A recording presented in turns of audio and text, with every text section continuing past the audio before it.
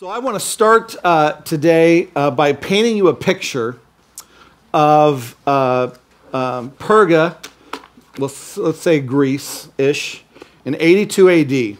Okay? Now this is complete and utter fiction. I just want to tell you that up front. I made this up. But it's a picture of what it could very well have looked like the church in as it was just getting started. So, bear with me. Laodiceus wouldn't normally attend such a gathering, but there was something different about Clement.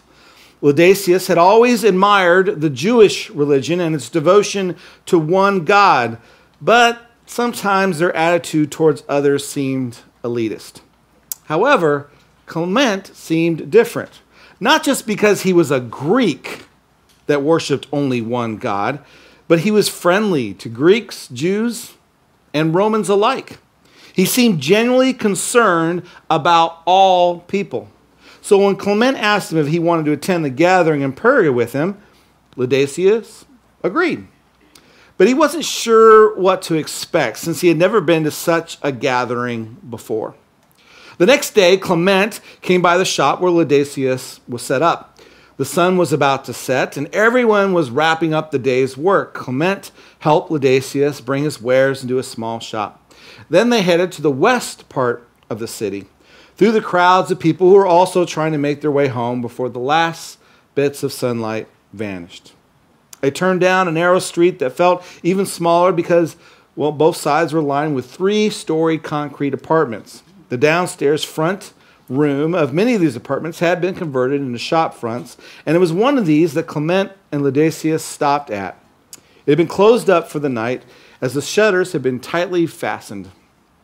Clement gave a little knock on the door, and it was quickly answered by a slim man with a full beard. Laodiceus instantly identified him as being a Jew. Laodiceus found, however, this Jew to be very different than the Jews he had encountered before. His name was Joseph, and he warmly greeted Clement with a hearty handshake and a kiss on the cheek. He also greeted Laodiceus enthusiastically and seemed genuinely pleased that he had come. Joseph led them through the shop and into the rest of the apartment. Here he met several more people. Europides and his wife Agatha, who owned the shop and apartment, Pyrrhus and Melita, their children, Irene, a widow who seemed rather well off, Joseph's wife Tabitha, Phaedrus, and his slave Nicaeus.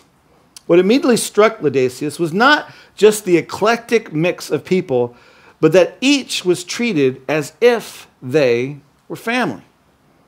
Now, Clement gave the same warm handshake and kiss that he exchanged with Joseph to each person.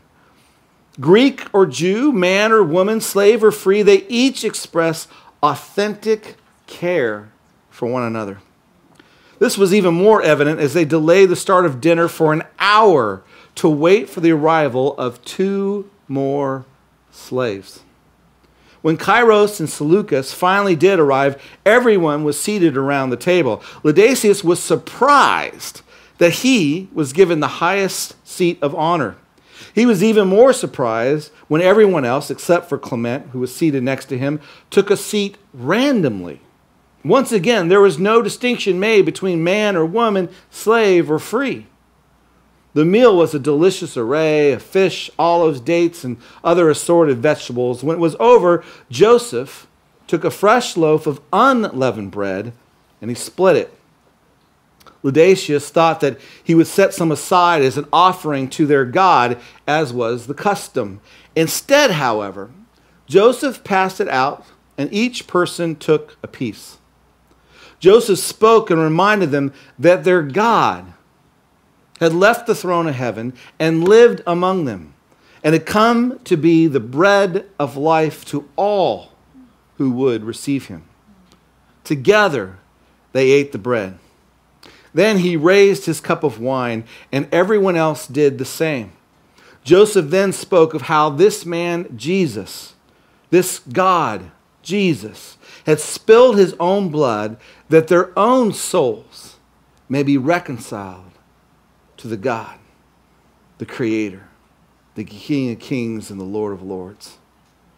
They were to drink in remembrance not only of his sacrifice, but the joyous fact that he rose from the dead and was now in heaven. Ladasius was intrigued at this ritual. First, there was no priest here to lead it. No rabbi in charge. As far as he could tell, Joseph was just an ordinary merchant. Second, though the ritual was obviously had special meaning, it wasn't presented in the normal flowery and spiritual language that most religions use. They simply spoke as if it was a regular conversation. Lastly, they spoke of their God not only as a great deity, but as a real person who was personally involved in their lives. Ladasius almost expected this Jesus person to walk in the door at some point. The rest of the evening was interesting as well. The wine was put away after dinner, which was good, seeing that this would keep people in the right mind. However, it was unusual for such a gathering. They sang some songs, which Ladasius recognized from passing by the Jewish temple. The kids themselves had put together an original composition, and they sang of the attitude Jesus had of letting everyone, including kids, come to him. Phaedrus shared that he and Nicaeus had spoken, and that Phaedrus was going to make Nicaeus a free man, though Nicaeus wanted to continue working for Phaedrus. Then Kairos expressed how he wished that he was a free man, and how tough it was to work for his master. Seleucus, also a slave, reminded him about a letter that was originally written to the gathering in Ephesus that encouraged them to serve their master as if they were serving God himself. There are many other words of encouragement for Kairos. Then they began to pray. They prayed for Kairos. They prayed for his master. They prayed for just about everything else they had talked about that evening. Ladasius was once again struck by their care for one another, as well as the earnest yet casual conversation they were having with their God. As the evening came to a conclusion and the torches were lit to light the way home, Ladasius couldn't help but want to come back and see more of this gathering. This eclectic collection of people and their authentic love for one another. It intrigued him. This disregard for social position and status challenged him. And the worth of each individual and the importance of each person's contribution to the gathering inspired him. Also, the power and personal nature and intimate availability of their God touched his heart. And that's my story. The gathering that we call the church, and that's what church really means. It means gathering, has taken different forms throughout history. However, the heart has remained the same. Last week, I was at a church, Pleasant View Mennonite Church. Now, usually when they meet in a traditional looking church in many ways with pews, and a lot of their music is done without instruments. Somebody walks up and blows on the pitch pipe, and then all of a sudden the congregation naturally begins to sing four-part harmony. I'm completely lost. I wouldn't know harmony if I met them. And so, but it's a beautiful thing. But last week, they did it a little bit different. They met in a canyon. There's a little river that runs by in a great grassy field, and we gathered together, and they told a story rather than preach, and then we had lunch together. It was a wonderful time. And then, of course, we're doing a little bit different here. And there's folks that live, that are meeting right down the street, and maybe their hands are a little higher or maybe a little lower, and they might speak a little faster in a different language. So the forms look different, but the heart remains the same. We gather together to worship the one true God. We celebrate his love and forgiveness that comes through Jesus, the promised Christ, the promised Messiah, and encourage one another. But there's another aspect of the church that we see throughout the ages. The church has always been a countercultural community that shined for Jesus in the world because it was radically different than the dark world around it. We see that in my story, but we see that in the history of the church. Now, the center of being Christian or Christ-like, a follower of Jesus, has always been the gospel, which literally means good news. It's that message that the perfect, almighty, one true God made a way. He made a way that we could not go ourselves. He made a way for rebellious and sinful men and women to be restored back in a relationship with Him through forgiveness and restoration, righteousness, the Bible uses, that comes only through faith in what He Himself did through Jesus Christ, life, death, and resurrection. Now, though the gospel, that message is the center of what it means to be Christian. It is the absolute center. It is what makes us Christian. That message has always been highlighted by the good works of those who have made the gospel the center of their lives. Now, this just isn't a historical observation. I could go through the history of church and you could see this. But it is actually a charge from Jesus Himself. And so I'd like to look at that charge. If you have a Bible, if you'll open it to Matthew chapter 5. You can use the one in front of you. Also, it'll come up on the screen as well. Now, Matthew was one of the Jewish disciples of Jesus. And he wrote a letter to let them know about who Jesus was and what His life was about. And when he wrote his letter, there wasn't chapters and verses. We put that in so we could find our way around. But in this part of his letter, he's writing about a sermon that Jesus gave. We call it the Sermon on the Mount because it was a sermon he gave on a mountaintop. So we're really creative that way. Anyhow, so he gives this sermon, and the sermon's it's interesting because it's the blessed are those who are meek. Blessed are those who wish they were righteous, but aren't really. They want to be righteous. And he kind of says, for those folks who earnestly want something but aren't quite there, guess what? You're part of the kingdom. You're blessed. He talks to the everyday average person because everyone thought, their rabbi is, obviously he is going to go to heaven, but everyone else is like on eggshells. And Jesus spoke as if the everyday average person, there was hope for them. And the last blessed thing he says is, blessed are those who are persecuted. Why? Because you follow me. Kind of like prim and proud. Blessed are those folks. Because just remember, the prophets in the what I call the Hebrew Scriptures, the Old Testament, they were also persecuted. And just as God has a place for the prophets, God has a place for you, the simple person who follows me. And then as soon as he says that, he gives us this, starting in verse 13. He says, you are the salt of the earth. But if the salt loses its saltiness, how can it be made salty again?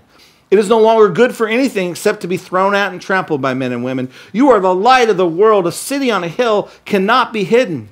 Neither do people light a lamp and put it under a bowl. Instead, they put it on its stand, and they give light, and it gives light to everyone in the house.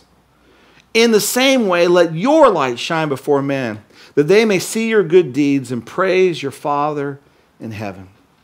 Now, Jesus uses two illustrations here to mark what he's trying to say. The first is salt. He says, you are the salt of the earth. Now, I could go into all kinds of things, what salt is good for and how it was used. Here's the bottom line. You know it. Salt makes food taste better, right? Sometimes too much and your doctor tells you to cut back. Guilty as charged. All right? Also, salt is used as a preservative. We don't know it that way as much nowadays because we have refrigeration. But if you don't have refrigeration, the only other way really to preserve your food is salt. So it's a preservative and it adds flavor. And this is something that everyone's familiar with in this day and time. Salt is a good thing. It's a wonderful thing, especially since they don't really have a whole lot of sugar, right? It is the flavor. It is the preservative. And he says if it loses those traits, what good is it? Can you put it back? And they actually had a form of salt that was gotten out of the marshes and not out of the salty sea that actually could go bad, that could lose its, and then it wasn't good for anything, and you couldn't resalt it. And so the answer was no, it was good for nothing. And then the second illustration he uses is light. He says, you are the light of the world. And he says, a city on the hill cannot be hidden, which is a good thing, because if you're not in the city and you're out on your way, what the last thing you want to do is get caught away from the city at night. There are robbers, there are wild animals. It's not and then there's no, I mean, it's hard to find your way around. Can't just turn on a flashlight or turn on the headlights. It's a dangerous situation. And so what brings you hope is when you're walking along and the night's coming down and all of a sudden you see this bright light on a hill. That makes the city walls are safety. The city wall, that's where you want to get, and you can't hide that. And remember, this is a bunch of torches. It's not like you can just flip the switch and all the lights go out. You can't hide that. And he says, who lights a lamp in a house? Remember, again, they don't have electricity. Why would you light a lamp in a house? Because you need light. You need to see your way around. Would you light a lamp and then put a bowl over it? That's ridiculous. It kind of defeats the whole purpose of having a lamp in the first place. Now, again, I don't need to be fancy about explaining this to you. Here's what salt is and here's what light does.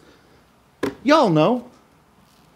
The bottom line is this. What I believe the bottom line is, I think what Jesus is saying is that both these things have a purpose. Salt has a purpose to make things taste better and to preserve it. Light has a purpose to light up the darkness.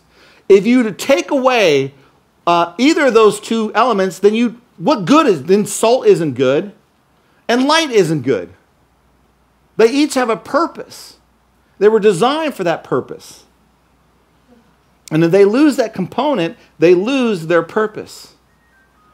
Now, remember, Jesus is teaching largely to a Jewish audience here. And so they're already thinking.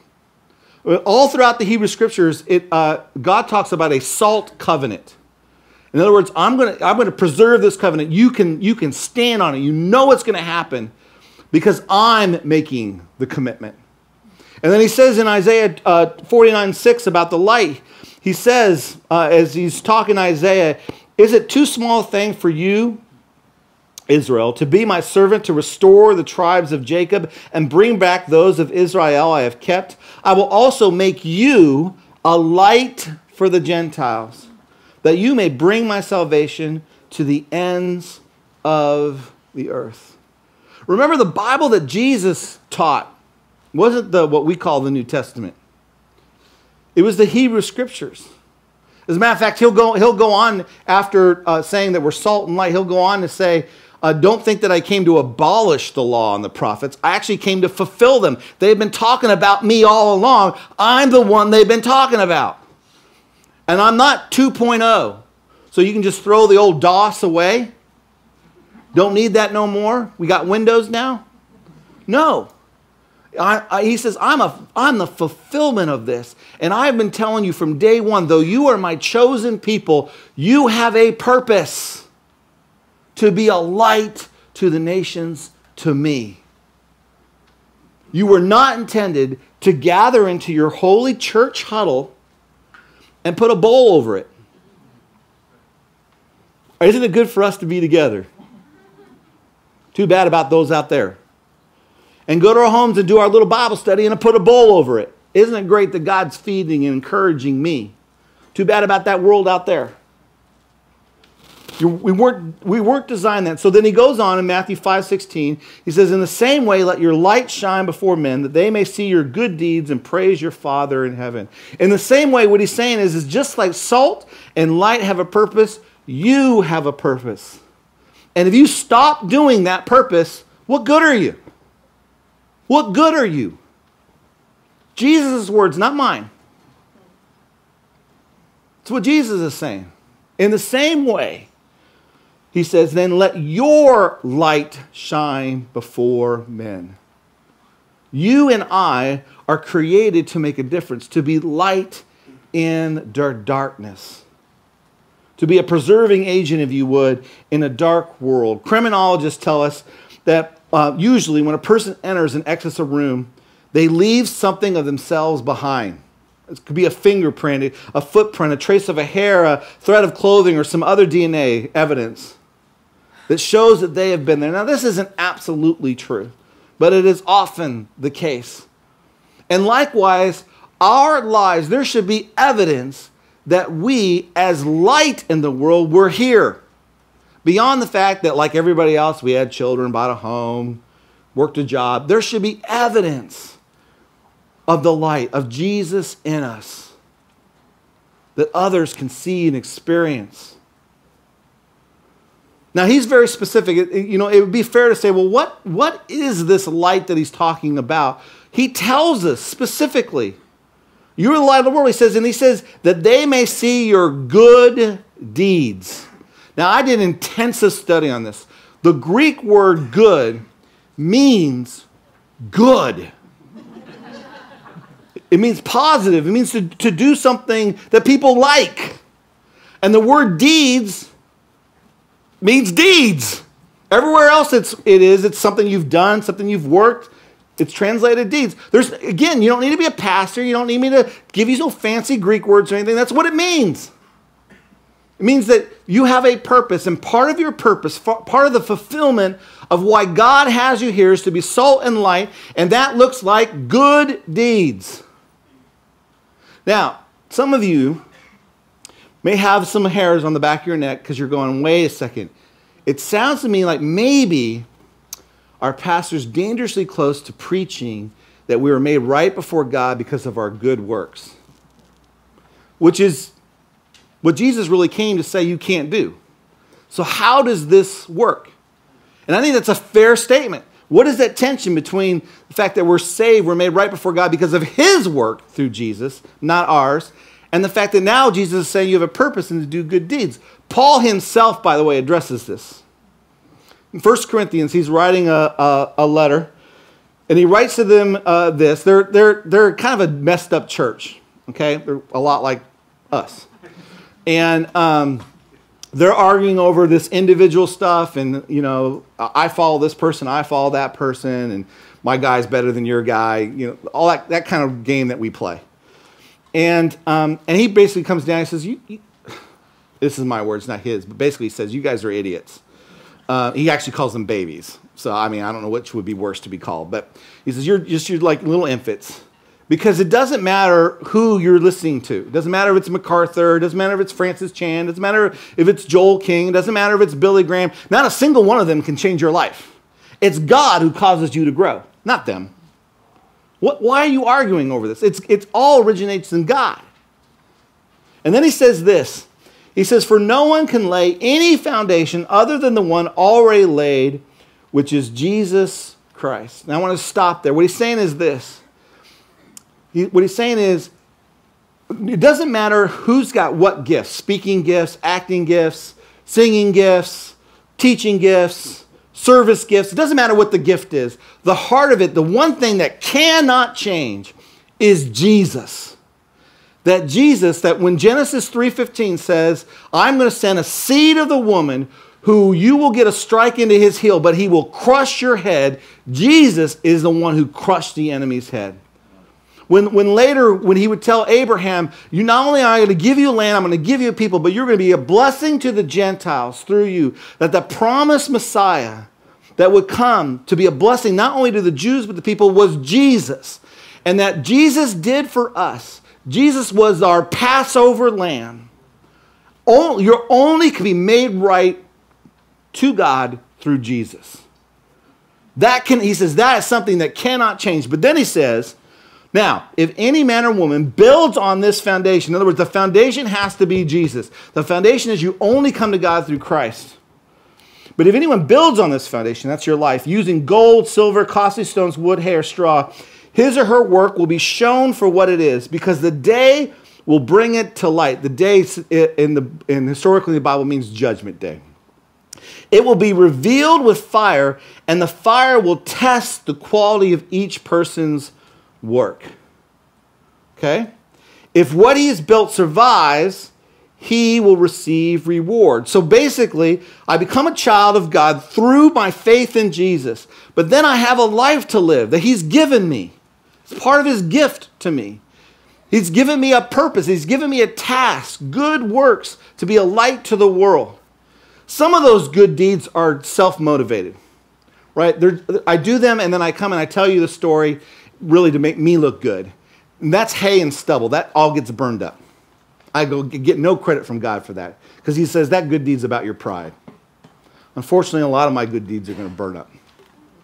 But there are some good deeds of gold and silver and jewels, and the fire will test those things. A lot of those things people may not see. And God will say, those I'm going to reward you for. Now notice what he says here in verse 15. He says, if it is burned up, he will suffer loss. Now notice this. He himself or herself will be saved. In other words, you're still a part of the family of God. Why? Because you come to God through Jesus, not through your righteous deeds. No one comes to God through their righteous deeds. No, not one. What do the Hebrew Scriptures teach us? There is none righteous. No, not one. That's why Jesus had to do for us what we could not do for ourselves. But he himself will be saved, but only as one escaping through the flames. In other words, good works matter. They may not matter in terms of entering the family, but they will be tested with fire because you have a purpose. I have a purpose. And the end result of that is, the last part of this, so that people, when they see that, they will praise your Father in heaven. And that's basically what we see with Prem and Prow in that example of what God is doing in them. Not everyone in their village is going to come to Jesus, but let me tell you, the elders in the village are giving praise to a God they don't even believe in.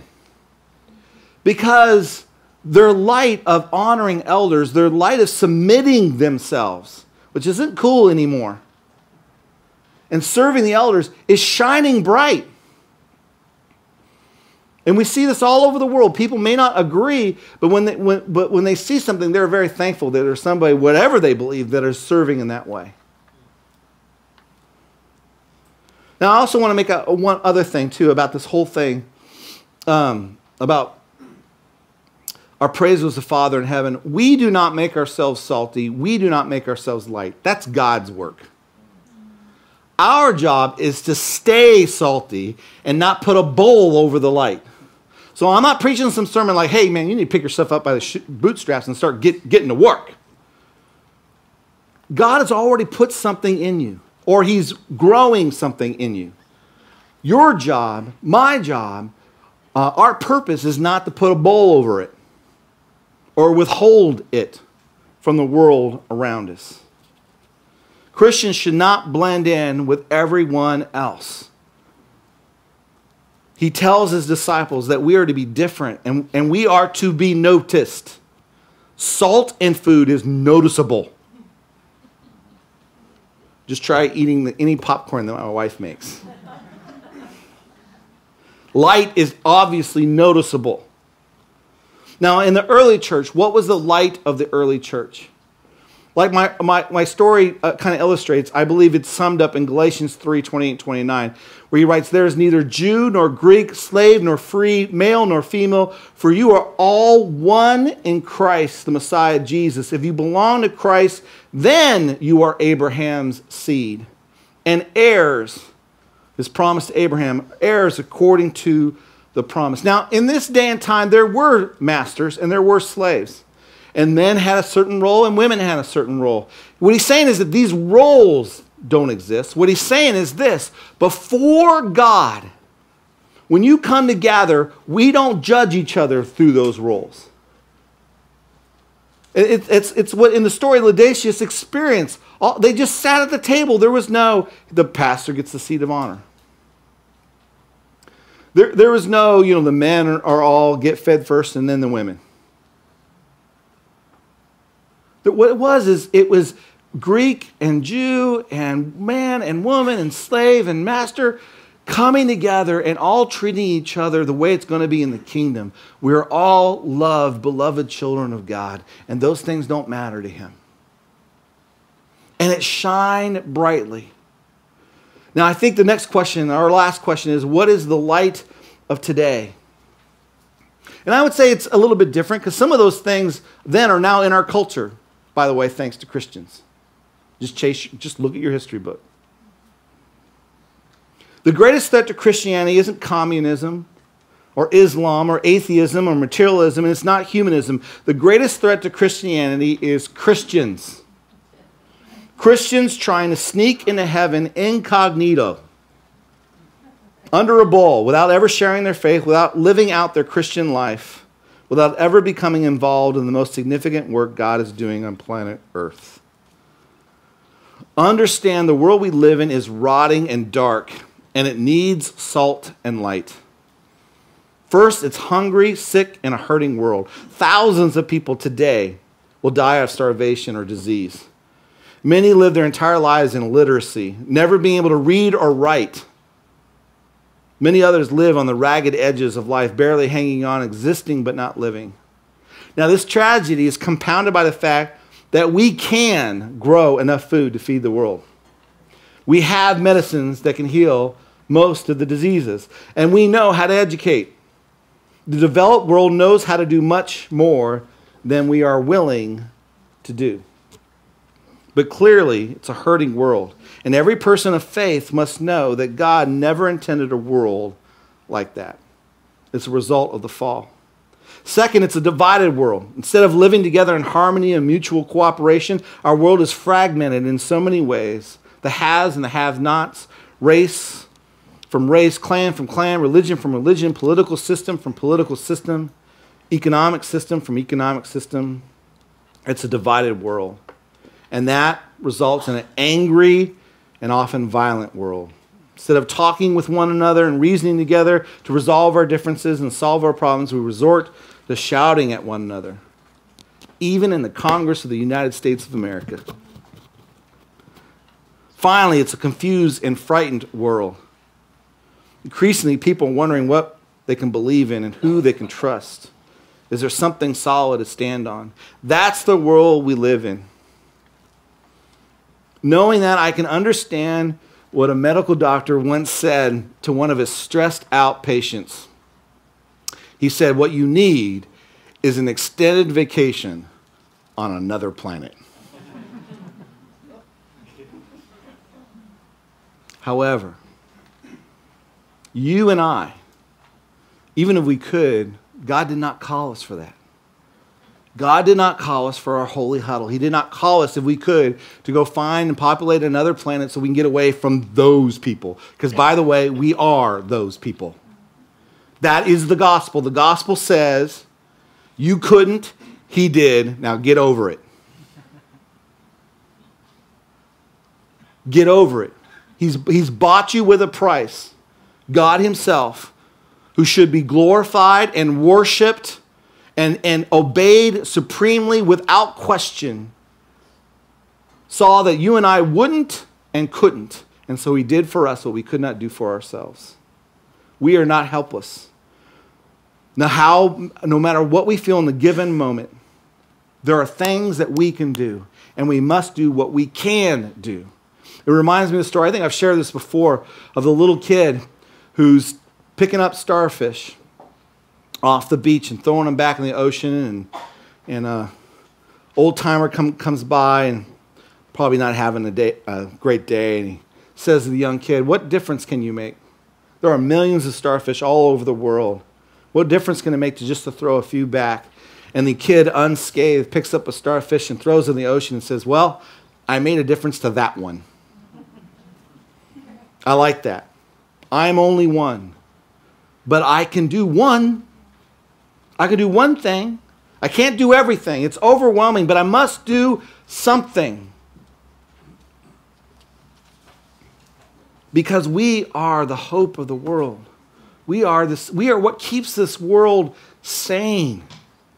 We've had all kinds of days recently. I don't know if you've noticed, but there have been days we celebrate immigrants. Immigrants don't go to work. You find out, what would it be like if immigrants didn't show up to work, or women don't go to work, right? What would the world be like if the women didn't show up at work? Can you imagine what our world would be like if the Christians took a day off? Because that, by the way, includes immigrants, women, black, white, Western, Eastern, rich, poor. You know how many hospitals, how many nonprofits, how many people pour their lives out that just make someone's day because of a smile and a pat on the back would all of a sudden not be there? We are designed to make a difference. Now, this is my question for us. What is the light for today? What is the light for today? What are those things that we could do that would make that the society would raise up and go, wow, there is something different there. And by the way, let me just give you a hint. It's not going to church. That helps your light, by the way. Can you think of this couple who didn't have a community coming around them and counsel them and support them and help them be a light? So I'm not saying that's not important, but that's not the light itself. What is the light? So in your handout is my email, joel.king@svtrinity.org. If God stirs something, you have some ideas, send them to me. I'd love to hear them. And in the next 4 weeks or so, I'm going to begin to share some of my ideas and maybe some of yours. Will you pray with me? God, I thank you. I thank you for your love. I thank you, dear Lord, that you were salt and light to us. That when our lives were decaying because of our own sin, because of our own choices, because of our own rebelliousness, you became salt. You became the preservative. I thank you, dear God, and as we walk in this world of darkness, in our own souls, not that out there, but in and of ourselves, you became the light. You illuminated the way in our hearts and souls through Jesus Christ. Thank you, Lord. And may we respond in the same way. I pray this in Jesus' name. Amen.